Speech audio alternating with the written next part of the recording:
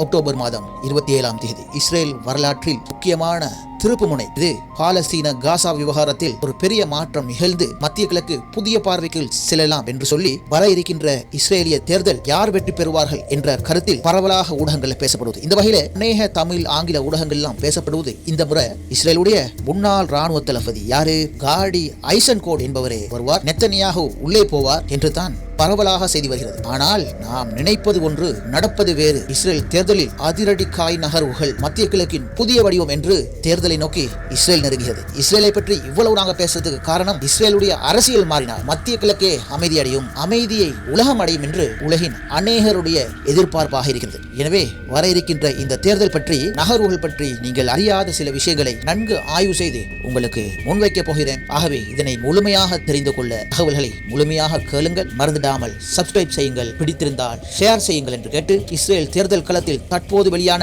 அதிரும் தகவல்களுக்குள் நுழைய போகின்றோம்.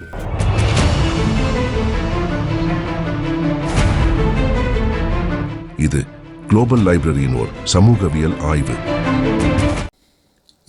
இஸ்ரேல்ல இப்ப ஆட்சி நடக்குது. யார் ஆட்சி நடக்கிறது? ஒரு கூட்டணி ஆட்சி நடத்துது. அதாவது இஸ்ரேல் வரலாற்றிலேயே மிக நீண்ட காலம் பிரதமராக இருந்தவர் தான் இந்த பெஞ்சமின் நெத்தன்யாகு. சுமார் 19 வருடங்கள் இஸ்ரேலில் பிரதமராக இருந்த பெருமை அவருக்கு இருக்கின்றதா. அதாவது நீண்ட கால பிரதமர். இன்னொரு மாதிரி சொன்னா, ஒரு இளம் வயதிலேயே இஸ்ரேலுக்கு பிரதமராக வந்தவர் தான் இந்த பெஞ்சமின் நெத்தன்யாகு. இந்த வகையில அவருடைய ஆட்சி காலகட்டங்களை தனித்தனியாக பார்த்தா 1996 இருந்து 1999 ஆண்டு வரை நாட்டுடைய ஒரு இளம் பிரதமராக முதன்முறையாக ஆட்சிக்கு தெரிவு செய்யப்படுகிறார். இந்த ஆட்சி காலம் சுமார் 3 ஆண்டுகள் 18 நாட்கள் நீடித்தது. பின்னர் சில அரசியல் புயல்கள் வீசிய போது அதன் பின்னர் இவர் மறுமுறை 2009 ஆண்டு தேர்தலில் வெற்றி பெற்று 2021 வரை ஒரு நீண்ட கால பிரதமராக தனது பதவியை தக்க வைத்துக் கொள்கின்றார். அதாவது முதலாவது முறை 1996 99 மட்டும், அதன் பின்னர் 2009 2021 மட்டும், மூன்றாவது முறை 2022 மறுபடியும் தேர்தலில் வெற்றி பெற்று 2026 அக்டோபர் 26ஆம் தேதி வரை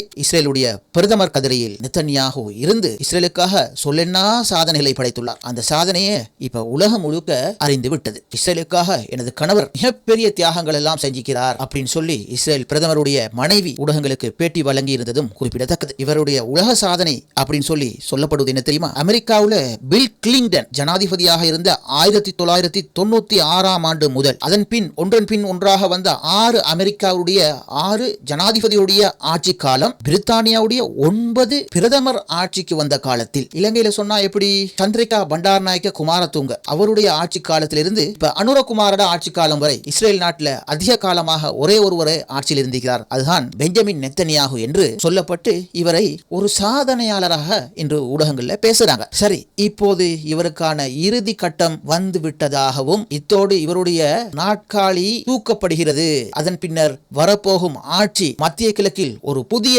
கோணத்தை பரிமாணத்தை ஏற்படுத்தும் என்று பலரது எதிர்பார்ப்புகள் இருக்கிறது. சரி, வரப்போகும் தேர்தலில் இவர் வெற்றி பெறுவாரா தோல்வியடைவாரா என்று பார்த்தால் இவருடைய லிகுட் கட்சி இப்போது எந்த நிலைமையில இருக்குதுன்னு கேட்டா, அடுத்த தேர்தலில் வெற்றி பெறக்கூடிய வாய்ப்பு கிடையாத நிலையில தான் இருந்து கொண்டிருக்கிறது. எதிர்கட்சிகள் எல்லாம் இப்ப பலமாக இருக்கிறது. அதிலும் அடுத்த பிரதமராக இஸ்ரேலில் வரக்கூடிய அளவு இஸ்ரேலுடைய முன்னாள் ராணுவ தளபதிகளில் ஒருவரான ஐசன்கோட் என்பவருடைய அரசியல் கட்சிக்கு தான் இப்போது இஸ்ரேலில் அதிக மவுசு இருக்கிறதாக பேசப்படுகிறது. எனவே இவரே அடுத்த பிரதமராக இஸ்ரேலில் வரலாம் என்ற கதை இப்போது முடிந்துவிட்டது. இஸ்ரேலில் ஒரு பிரதமரா வார என்று சொன்னார், இஸ்ரேலில் காணப்படக்கூடிய அதிக இடங்களை ஒரு கட்சி அல்லது கூட்டணி கட்சி வென்றெடுத்த அந்த கட்சி அல்லது அந்த கூட்டணி கட்சி எல்லாம் ஒன்று சேர்ந்து அதிக செல்வாக்கு உள்ள ஒருவரை பிரதமராக நியமிப்பார்கள். இந்த வகையில இஸ்ரேல்ல 120 இடங்கள் இருக்குது. ஒரு தனி கட்சி ஆட்சி அமைக்க வேண்டும் என்று சொன்னா ஒரு கட்சி 61 இடங்களை வென்றெடுக்க வேண்டும். ஆனா இஸ்ரேல்ல தனி ஒரு கட்சி 61 இடங்களை வென்றெடுக்கிறது கிடையாது. ஆங்காங்கே வென்றெடுத்த கட்சிகள் பின்னர் கூட்டணியாக சேர்ந்து ஆட்சி அமைப்பாங்க. இந்த வகையில இப்ப இஸ்ரேலுக்குள்ள அடையாளப்படுத்தப்படக்கூடிய கட்சிகள் சொன்னா, அதாவது ஆட்சிக்கு இவர்களுடைய ஆட்கள் வரலாம், தேர்ந்தெடுக்கப்படலாம் சொல்லி கீழ்வரும் இவர்களை சொல்லலாம். அதாவது ஒன்று, பெஞ்சமின் நெத்தன்யாகுடைய ஆளும் கூட்டணி கட்சி, அதாவது லிகுட் கட்சி மற்றும் அவங்களோட வலதுசாரி கட்சி யாரு, பென் கிவிர், மோட்ரிச் அவங்களோட கட்சி. இன்னொரு கட்சி இப்ப அதிகமா பேசப்படுவது புதிய கட்சி யாரு, முன்னாள் இஸ்ரேல் ராணுவ தளபதியுடைய அரசியல் கட்சி, அதிக மிக செல்வாக்குள்ளதாக இப்ப இஸ்ரேல்ல இருந்து கொண்டிருக்குது அப்படின்னு சொல்லக்கூடிய கட்சி. இது அல்லாம மிகப்பெரிய எதிர்கட்சி ஒன்று இஸ்ரேல்ல இருந்து கொண்டிருக்குது. அதாவது இஸ்ரேலுடைய முன்னாள் குறிப்பிட்ட கால பிரதமர், அதாவது ஒரு குறுகிய காலத்துல 2022 ஜூலை 1 2022 டிசம்பர் 29 வரை எதிர்கட்சி நெத்தனியாஹு பிரட்டி போட்டு ஆட்சியை கையகப்படுத்திச்சு. அந்த கையகப்படுத்தப்பட்ட போது அப்போது பிரதமராக இருந்தவர் தான் யாயிர் லாபிட். எனவே இந்த யாயிர் லாபிட்டும் இவரோடு சேர்ந்து இதே போல ஒரு குறுகிய கால பிரதமராக இருந்த நஃப்தாலி பெனாட் என்று சொல்லக்கூடியவரும் ஒன்றாக சேர்ந்து இரண்டும் வேற வேற அரசியல் கட்சி, ஆனால் இருவரும் ஒன்றாக சேர்ந்து ஒரு பெரிய கூட்டணி கட்சி ஒன்றை இந்த தேர்தலில் நிற்க போகிறார்கள். இந்த வகையில் முக்கிய கட்சிகளாக முன்னாள் தளபதி ராணுவ தளபதியுடைய கட்சி, இரண்டாவது பெஞ்சமின் நெத்தனியாஹுடைய கட்சி, மூன்றாவது இஸ்ரேல்ல கொஞ்ச கால பிரதமராக இருந்த யாயிர் லாபிட் மற்றும் நஃப்தாலி பெனட்டுடைய இணைந்த மிகப்பெரிய கட்சி. இந்த வகையில இஸ்ரேல் எலெக்ஷன்ல இந்த மூன்று கட்சியும் பிரதான இடத்தை பெற போகுது. எனவே இந்த மூன்று இடத்திலையும் 120 இடங்கள்ல 61 இடங்களை இந்த மூன்று கட்சியில ஒன்று பெற்றுக்கொள்ளுமாறு கேட்டா தனியே பெற்றுக்கொள்ளாது. எனவே இங்கு சேர்ந்து தான் ஆட்சி அமைக்க வேண்டிய நிலை காணப்படுகிறது. இது இல்லாம சகோதரர்களே, இஸ்ரேலுக்குள்ள அரபு சமூக கட்சிகளும் இருக்குது. அதுல அதிகமானவர்கள் இஸ்லாமியர்கள், அதாவது இஸ்ரேல் ஆட்சி அமைச்ச நேரத்தில் அதுக்குள்ளேயே பிறந்து வளர்ந்த இஸ்லாமியர்கள். இந்த வகையில இவங்களும் தேர்தலில் நிக்கிறாங்க. இவங்களுக்கு சுமார் 120 இடங்கள்ல 10 அல்லது 11 இடங்களை இஸ்ரேல்ல கைப்பற்றுவாங்க. இதுவும் ஒரு முக்கியமான சிறிய கட்சியாக காணப்படுகிறது. ஆனா தனி ஒரு ஆட்சி அமைக்கக்கூடிய வாய்ப்பு இந்த அரபு சமூக கட்சிக்கு இல்ல. கருத்து கணிப்பீட்டில் இஸ்ரேல்ல 120 இடங்கள்ல அதிகமான இடங்களை கைப்பற்றக்கூடும் என்று கருத்து கணிப்பீடு அடிப்படையில் இஸ்ரேலுடைய முன்னாள் ராணுவ தளபதியில ஒருவரான காடி ஐசன்கோட்டுடைய யாஷார் என்கிற ஒரு அரசியல் கட்சி போட்டி அடிப்படையில் இஸ்ரேலுடைய 120 இடங்கள்ல சுமார் 26-27 இடங்களை வென்றெடுக்கக்கூடிய வாய்ப்பு காணப்படுகிறது. அதே நேரத்தில் இப்ப இருக்கிற பிரதமர் பெஞ்சமின் நெத்தன்யாஹுடைய லிகுட் கட்சி 20 அல்லது 23 இடங்களை பெற்றுக்கொள்ளக்கூடிய வாய்ப்பு உள்ளது என்று கருத்து கணிப்பீடு சொல்கிறது. அதே போல மிகப்பெரிய கூட்டணியை 2026 உருவாக்கி கொண்ட பெனட் என்கிற கட்சியும் யாயிர் லாபிட்டுடைய ஏஸ் அதித் என்கிற கட்சியும் சேர்ந்து ஒரு புதிய கூட்டணியை உருவாக்கி அதற்கு பெயர் பியாசத் என்ற ஒரு அரசியல் கட்சி இஸ்ரேலில் ஒரு பரந்த பெரிய கட்சி அணிக்கிறது. இந்த கட்சி இஸ்ரேலில் 120 இடங்களை எந்த இடங்களை வென்றெடுக்கும் என்று கருத்து கணிப்பீடு செய்யப்பட்ட போது 14 இடங்களை வென்றெடுக்கக்கூடிய வாய்ப்புகள் உள்ளதாம். இந்த கருத்து கணிப்பீடு சம்பந்தமாக செய்தி வெளியிட்டது இந்த கான் நியூஸ் மற்றும் மாறி அதுகள் தான் இந்த இஸ்ரேலுடைய தகவலை வெளியிட்டது. இந்த வகையில் இந்த முறை இஸ்ரேலுடைய தேர்தல் ஒரு முக்கோண போட்டி என்று குறிப்பிடலாம். 3 பேருக்கான போட்டி. ஒன்று நெத்தனியாஹு, அடுத்தது நஃப்தாலி பெனட் யாயிர் லாபிட் கூட்டணி, அடுத்தது முன்னாள் ராணுவ தளபதி காடி ஐசன்கோட்டுடைய கட்சி. இந்த தேர்தலில் காடி ஐசன்கோட்டு தான் இஸ்ரேல்ல அதிகமான இடங்களை வென்றெடுப்பார். அதாவது கருத்து கணிப்பீடு அடிப்படையில் 27-26 இடங்களை வென்றெடுக்கலாம். அதற்கு பிறகுதான் பெரிய கூட்டணி கட்சின்னு சொல்லக்கூடிய நஃப்தாலி யாயிர் பெனட்டுடைய கட்சி சாதாரணமாக 14-15 இடங்களை தான் வெல்லக்கூடிய வாய்ப்புகள் உள்ளது. அதைவிட குறைவாகத்தான் இப்ப நடைமுறையில் இருக்கிற நெத்தனியாஹுடைய லிகுட் கட்சி இஸ்ரேல்ல இடங்களை பெற்றுக்கொள்ளும். இது இல்லாம சின்ன சின்ன அரபு கட்சிகள், ஏனைய கட்சிகள் எல்லாம் ஆங்காங்க ஒரு சில இடங்களை அப்படின்னு செய்ய பெற்றுக்கொள்ளும். இந்த இடத்துல தான் ஒரு விஷயம் இருக்குது. இவங்க என்ன செய்ய போறாங்கன்னு சொன்னா, அந்த யாயிர் லாபிட் நஃப்தாலி பெனட் எல்லாம் சேர்ந்துள்ள கட்சியும் ராணுவ தளபதி ஐசன்கோட்டுடைய கட்சியும் ஒன்றாக இணைந்து அத்தோடு இன்னும் சின்ன சின்ன கட்சிகள் எல்லாம் ஒன்றாக சேர்த்து ஆட்சி அமைப்பதற்கான தீர்மானமே இருக்கிறது. முன்பு இஸ்ரேல்ல 2 பெரிய கட்சிகள் போட்டியிடும், மற்றதெல்லாம் சின்ன சின்ன கட்சிகள். ஆனா இந்த வர 3 கட்சிகள் போட்டிடுறதால தனியே யாருக்கும் ஆட்சி அமைக்க முடியாது. ஆகவே அதிக ஆதரவு பெற்ற 2 பெரிய எதிர்கட்சிகள் ஒன்றிணைந்து தான் ஆட்சி அமைக்கப் போகிறது. இந்த வகையில் ஐசன்கோட்டுடைய கட்சி அதிகமான இடங்களை பெற்றால், அதை விட குறைவாக யாயிர் மற்றும் நஃப்தாலியுடைய கட்சி பெற்றாலோ இங்கு யார் பிரதமராக வர வேண்டும் அவர்கள் அதுல பேசி தீர்மானிப்பாங்க. அந்த நேரத்தில் பிரதமராக வரக்கூடிய வாய்ப்பு முன்னாள் ராணுவ தளபதியுடைய கட்சிக்கு இருக்காது. மக்கள் அதிகமாக யாரை விரும்புறாங்கன்னு சொன்னா நஃப்தாலி பெனட் தான் அடுத்த இஸ்ரேலுடைய அதிகாரமிக்க பிரதமராக இருக்க வேண்டும் என்று விரும்புகிறார்கள். இது முக்கியமான கருத்து கணிப்பில் முடிவாகியுள்ளது. அதாவது இது சம்பந்தமாக நஃப்தாலி பெனட்டா அல்லது யாயிர் லாபிட்டா அல்லது ஐசன்கோட்டா அல்லது பெஞ்சமின் நெத்தன்யாஹுவா நாட்டில் பிரதமராக இருக்க வேண்டும் என்ற ஒரு பொது கருத்து கணிப்பீடு எடுக்கப்பட்ட போது அதுல வந்த ரிசல்ட்ஸ் என்ன தெரியுமா? ஒப்பிட்டலுடைய ராணுவ தளபதி ஐசன்கோட்டுடைய கட்சி அதிக இடங்களை பெற்றாலும் கூட்டணி அமைக்கும் போது நாட்டுக்குரிய பிரதமராக நஃப்தாலி பெனட் தான் இருக்கணும்னு சொல்லி மக்கள் வாக்களிச்சுக்கிறாங்க. இஸ்ரேலுடைய சேனல் 12 மற்றும் கான் நியூஸ் உடைய கருத்து கணிப்பீடில் ஒரு முறை அல்ல பல முறை நடத்துகிறாங்க. அதுல அடுத்த பிரதமராக நாட்டில் இருக்க தகுதியானவர் நஃப்தாலி பெனட்டுக்கு 44-46%, பெஞ்சமின் நெத்தனியாஹுக்கு 28-30%, காடி ஐசன்கோட்டுக்கு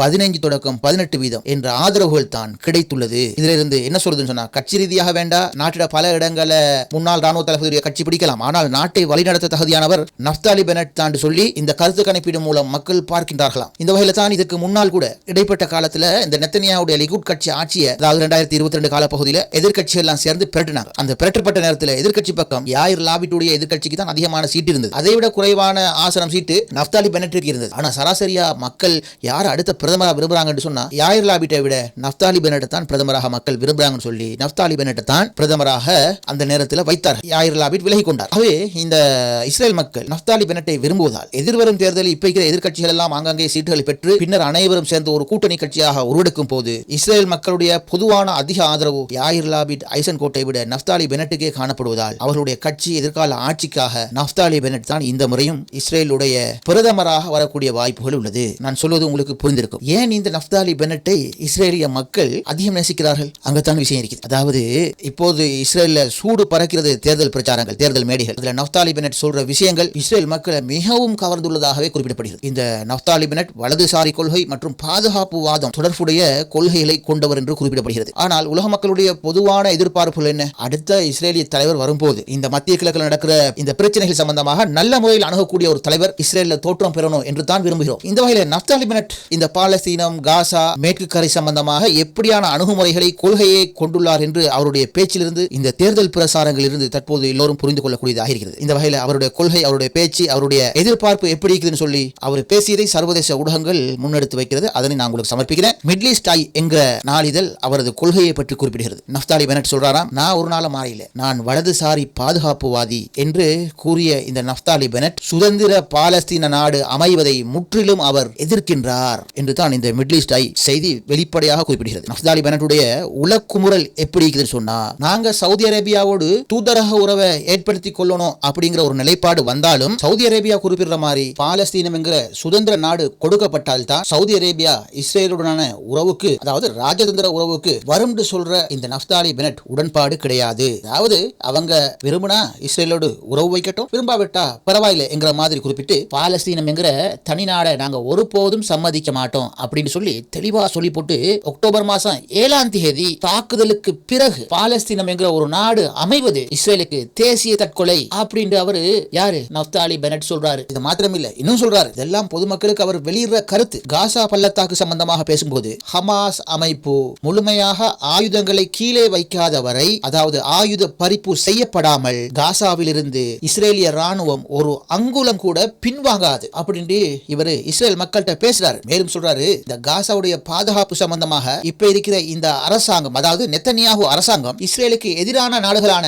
கத்தார் அல்லது துருக்கி போன்ற நாடுகளிடம் ஒப்படைக்கிறதுக்கு திரைமறைவில இந்த அரசாங்கம் முயற்சி செய்து, ஆனால் நாங்க ஆட்சிக்கு வந்த பிறகு இந்த கத்தார், துருக்கி போன்றவர்களுடைய செல்வாக்கை தூக்கி எறிந்துவிட்டு நமது பக்கத்து நாடான எகிப்து நாடுடைய ஒத்துழைப்போடு இஸ்ரேல் தான் இந்த காசாவுடைய பொறுப்பை ஏற்க வேண்டும் அப்படின்னு இந்த நஃப்தாலி பெனட்டுடைய உலக்குமரல் பாருங்க. இந்த இடத்துல இந்த இஸ்ரேல் எகிப்தை எவ்வளவு நேசிக்கிறாங்கன்னு சொல்லி, நம்பிக்கைக்குரிய நாடுன்னு சொல்லி இஸ்ரேல் கருதுதுன்னு சொன்னா அவங்க லேசா கருத மாட்டாங்களே. அவங்க எவ்வளவு உளவு பிரிவுகள் இருக்குது. இதெல்லாம் பார்த்து தான் இவன் நமக்கு உண்மையிலேயே நம்பிக்கையானவன் அப்படின்ற ஒரு முடிவுக்கு இஸ்ரேல் வரும். அந்த அளவு இந்த அப்துல் ஃபத்தாஹ் சிசி எகிப்துடைய ஜனாதிபதி இஸ்ரேலோடு நெருக்கமாக இருக்கிறார் அப்படின்றா இந்த எகிப்து அதை பற்றி நாம பேசவே தேவையில்லை, உங்களுக்கு புரியும். இதே மாதிரி தான் இப்ப நஃப்தாலி பெனட்ல கூட்டணி கட்சி ஆகிறாங்களே, முன்னாள் சில காலம் இஸ்ரேலுடைய நஃப்தாலி பெனட் மாதிரி இஸ்ரேலுடைய பிரதமராக இருந்தவர் யாயிர் லாபிட் ஒரு அமெரிக்காவில் ஒரு நிகழ்ச்சியில கதைக்கிறார். அந்த நிகழ்ச்சியை அதுல காணொலியை எனது முன்னாள் பதிவுகள்ல போட்டிருந்தேன். அமெரிக்காவில் பேசுற நேரத்தில் அந்த யாயிர் லாபிட் அந்த நிகழ்ச்சியில சொல்றாரு, இஸ்ரேலுடைய பாதுகாப்பு எதிர இருக்குதுன்னு சொன்னா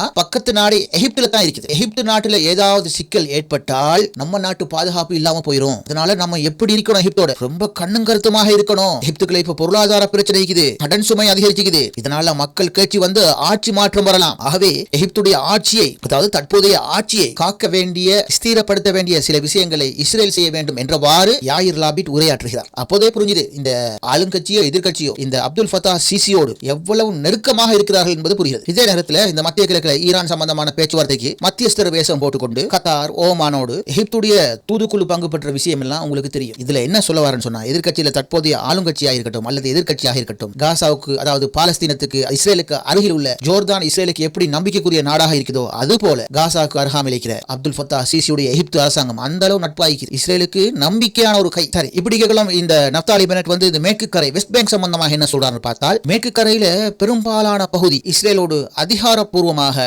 இணைக்க வேண்டும் என்பதே இவரது நீண்ட கால கொள்கை என்று குறிப்பிடப்படுகிறது. அண்மை காலத்தில் இந்த நஃப்தாலி பெனட் வந்து இந்த மேற்கு கரை சம்பந்தமாக சில உண்மைகளை பேசுகிறார். எப்படின்னு சொன்னா, இந்த வெஸ்ட் பேங்க்ல அமைக்கப்பட்டு வர யூத குடியேற்றங்கள், அங்கீகரிக்கப்படாத சட்டவிரோதமான குடியேற்றங்கள், இது சம்பந்தமாக அகற்றுவது பற்றி அவருடைய ஆக்கப்பூர்வமான கருத்தை முன்வைக்கிற நேரத்தில் தங்களுடைய வலதுசாரி கட்சிகளில் இருந்தே அவர் பேச்சுக்கு எதிராக கடுமையான எதிர்ப்பு கிளம்பியது. இது பற்றி நான் கூகுள்ல தேடி பார்த்த போது கூகுள் சொல்லுது, இவர் இந்த சட்டவிரோதமான குடியேற்றங்கள் அப்படின்னு சொல்லி பேசிய விஷயம் எல்லாம் இந்த சர்வதேச சட்டங்களை ஏற்றுக்கொள்கிறார் என்று சொல்ல வரையில் மாறாக இஸ்ரேலிய பாதுகாப்பு வலயத்தை முறைப்படுத்தவே அவர் பேசுகிறார். பாலஸ்தீனத்துக்கு எவ்வித நிலத்தையும் விட்டுக் கொடுக்க மாட்டேன் என்பதில் உறுதியாக உள்ளார் அப்படின்னு சொல்லி கூகுள் தகவல் தேடி தேடி தருவது, கூகுளே தகவல் தெரியுது. கூகுள் யார்? அமெரிக்கா. அதுவே இவரை பற்றி ஆழமா புரிந்து இந்த செய்தி தருவது. இந்த வகையில் இவர் அதாவது நஃப்தாலி பென்னட்டுக்கு சர்வதேச அளவுல இஸ்ரேலுடைய இமேஜ் சரிஞ்சு போயிட்டுன்னு சொல்லி அவருக்கு பெரிய மன உளைச்சல் இருப்பதாக தெரிவிக்கப்படுகிறது. இந்த வகையில் அவர் இது சம்பந்தமான கொள்கை என்னன்னு சொன்னா, இஸ்ரேலை உலகம் மதிக்க வேண்டும் என்றால் எதிரிகளுக்கு நம்மை பார்த்தால் பயம் இருக்க வேண்டும், அதேவேளை நமது நண்பர்களுக்கு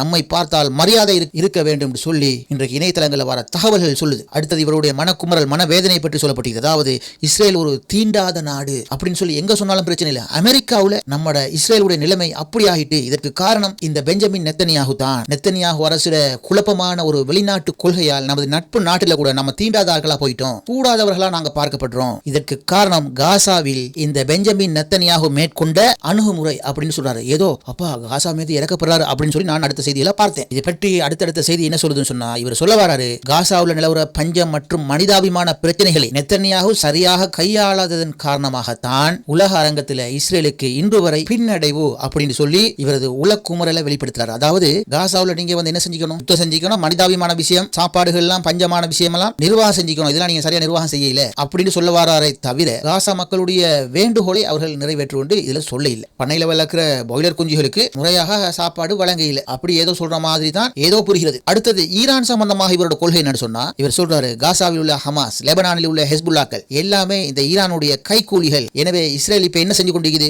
காசாவோட எல்லையில் இருந்து கொண்டு இந்த கைக்கூலிகளோட சண்டையிடுறாங்க. அதனால இஸ்ரேல் ராணுவ வீரர்கள் உயிரிழக்கின்றனர். அதே போல் இதற்கு பின்னால் இருக்கிற ஈரானோடும் இஸ்ரேல் எல்லையிலிருந்து தான் போரிடுது. ஆகவே இந்த தற்காப்பு போர் பிழையானது. எனவே இந்த பயங்கரவாத அமைப்புகளுக்கு பின்னால் இருக்கிற ஈரானை நேரடியாக தாக்க வேண்டும் என்று நஃப்தாலி பென்னட்டுடைய கருத்து. அதாவது உள்ள புகுந்து அடிக்கணும். இஸ்ரேல் இப்ப செய்யறது தற்காப்பு போர், இதனால இஸ்ரேலுக்கு தான் இழப்புன்னு சொல்லி நஃப்தாலி பென்னட் பேசிய அவருடைய சொந்த கருத்தாக இருக்குது. சுருக்கமாக சொன்னா, வரப்போற எலெக்ஷன்ல தனியா ஒரு கட்சி ஆட்சி அமைக்காது. எனவே நஃப்தாலி பென்னட், யாயிர் லாபிட் மற்றும் முன்னாள் ராணுவ தளபதியுடைய கட்சி அனைவரும் ஒன்று சேர்ந்து ஒரு அரசாங்கத்தை அமைப்பாங்க. அவற்றில் முன்னாள் ராணுவ தளபதியுடைய கட்சி அதிக சீட்டை பெற்றிருந்தாலும் பிரதமராக நஃப்தாலி பென்னட் தான் அவருடைய கொள்கை காரணமாக இஸ்ரேல் உள்ள மக்கள் அதிகமாக அவரை நேசிக்கின்றனர். எனவே இதுக்கு முன்னால் நடந்த எலெக்ஷன்ல கூட யாயிர் லாபிட் பிரதமராக வரக்கூடிய சந்தர்ப்பம் இருந்த போதும் நஃப்தாலி பென்னட் கையில தான் இடைக்கால ஒரு ஆட்சியை கொடுத்திருந்தார். அதுபோல நஃப்தாலி பென்னட் ஆட்சியில் அமரக்கூடிய வாய்ப்புகள் தான் அதிகமாகிறது. இருந்தாலும் அதிக ஆசனங்களை பெற்ற முன்னாள் ராணுவ தளபதி காடி ஐசன்கோட் ஒரு சுழற்சி முறையில் சம்டைம் பிரதமராக கூடிய வாய்ப்பு. அதாவது குறிப்பிட்ட காலம் நஃப்தாலி பென்னட் ஆட்சி செய்துவிட்டு சில காலம் இந்த முன்னாள் ராணுவ தளபதி காடி ஐசன்கோட் பிரதமர் பதவியை கையளிக்கக்கூடிய வாய்ப்புகளும் உள்ளது என்று சமகாலத்தில் இஸ்ரேலுடைய தேர்தல் நிலவரம் பரவலாக காணப்படுகிறது. எனவே இஸ்ரேலில் தேர்தல் நடக்க போகுது, ஏதோ அரபு நாடுகளுக்கு ஒரு மாற்றம் வரப்போகுது அப்படின்னு சொல்லி பெரிய பெரிய எதிர்பார்ப்புகளை வளர்த்துக் கொள்ள வேண்டிய அவசியம் கிடையாது. நடப்பதுதான் நடக்கும். பிரார்த்தனை செய்யுங்கள், எது நடந்தாலும் நல்லதாக நடக்கட்டும் என்று சொல்லி. சரி சோழர்களே, இது சம்பந்தமாக ஒரு நீண்ட ஆர்டிக்கல் எல்லாம் ஒப்பிட்டு பார்த்து ஆய்வு செய்து வைத்த தகவல். நீங்களும் தேடி பாருங்க. மீண்டும் சந்திப்போம். இது குளோபல் லைப்ரரியின் ஓர் சமூகவியல் ஆய்வு.